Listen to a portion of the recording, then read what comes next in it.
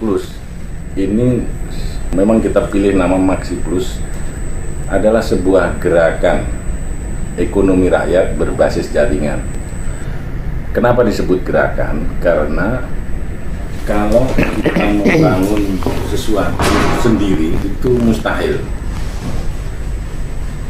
Dulu senior-senior kita, tokoh-tokoh pergerakan kita seperti Mas Adi Sasono, senior-senior itu sudah banyak membangun gagasan tentang ekonomi kerakyatan dan segala macam lah. Tetapi faktanya kan berhenti di tataran ideologi, berhenti di seminar-seminar karena mengeksekusinya tidak tahu caranya, atau mengeksekusinya tidak banyak orang yang telaten. Kenapa? Karena gerakan ini urusan detailnya itulah setannya. Tidak banyak orang yang mau mengurus urusan detail kecil-kecil, apalagi berurusan dengan masyarakat kecil yang pendidikannya rendah, keuangannya terbatas, perlu banyak edukasi. Nah, ini butuh kesabaran.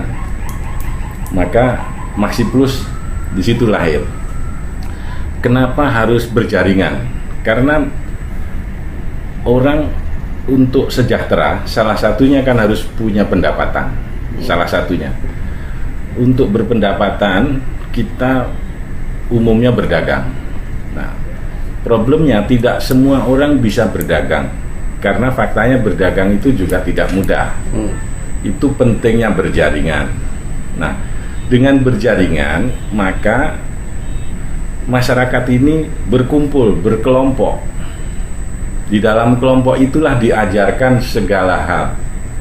Bukan sekedar diajarkan teknik budidaya, pertanian, peternakan, atau perikanan. Karena MaxiPlus ini fokusnya ke bidang pertanian, peternakan, dan perikanan. Dan itu adanya di desa. Dulu kenapa kita pilih itu? Karena yang ekonominya lemah itu umumnya di desa. Kalau di desa berarti petani. Nah, itulah kenapa MaxiPlus kita fokus dulu ke bidang pertanian. Kalau di kota, kita merasakan ada sesuatu yang nggak adil. Misalnya begini, buruh yang belum sampai ke kelas menengah ya, kelas buruh di kota, itu bargainingnya lebih baik dibandingkan petani. Setiap tahun, akhir tahun begini, buruh ada forum namanya tripartit, negosiasi kenaikan gaji antara serikat buruh, pemerintah, dan pengusaha. Minimal di atasnya inflasi. Kalau petani tidak ada forum negosiasi. Bahkan ada yang ironis, setiap tahun pemerintah menetapkan namanya HPP. HPP itu harga pembelian pemerintah. Jadi harganya sudah diatur sama pemerintah. Misalnya HPP beras, HPP jagung. Mungkin sebentar lagi HPP bawang merah atau cabai. Ini cara berpikir yang tidak adil. Sejak dalam pikiran pemerintah itu sudah nggak adil, terlalu memanjakan orang kota.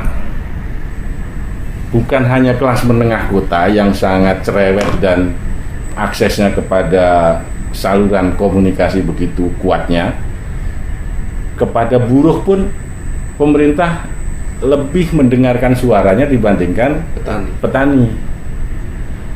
Jadi setiap ada kenaikan harga sedikit saja, orang kota ini cerewetnya bukan main. Dan cilakanya media massa mainstream kita ini, karena tidak paham situasi, itu di blow up terus. Misalnya cabai naik, beras naik. Nah, saya nggak ngerti dari dulu itu di dalam sistem ekonomi kita, apa dasarnya cabai dan bawang merah menjadi inflator. Ini perlu dipertanyakan kepada orang-orang pandai di kekuasaan atau di Bappenas atau di Menko Ekuin. Nah, ketika media terus menyorot itu, maka pemerintah melakukan intervensi. Intervensinya biasanya dua hal pilihannya, impor atau operasi pasar, yang operasi pasarnya ini juga tidak menyelesaikan masalah, sehingga korbannya petani lagi. Padahal sumber masalahnya kan cuma dua. Soal misalnya khususnya cabai dan bawang ini, sumber masalahnya hanya dua. Periode produksi dan problem distribusi, panjangnya mata rantai. Itu saja. Nah, tetapi setiap tahun pemerintah masih bikin seminar bagaimana mengatasi panjangnya rantai distribusi. Padahal datanya semua sudah ada. Dari petani ke meja makan itu 6-7 titik saluran distribusi. Itu saja diperpendek, selesai masalahnya. Kenapa harus berputar-putar terus? Nah, masalahnya menyelesaikan ini butuh keberanian dan butuh kerjanya agak capek.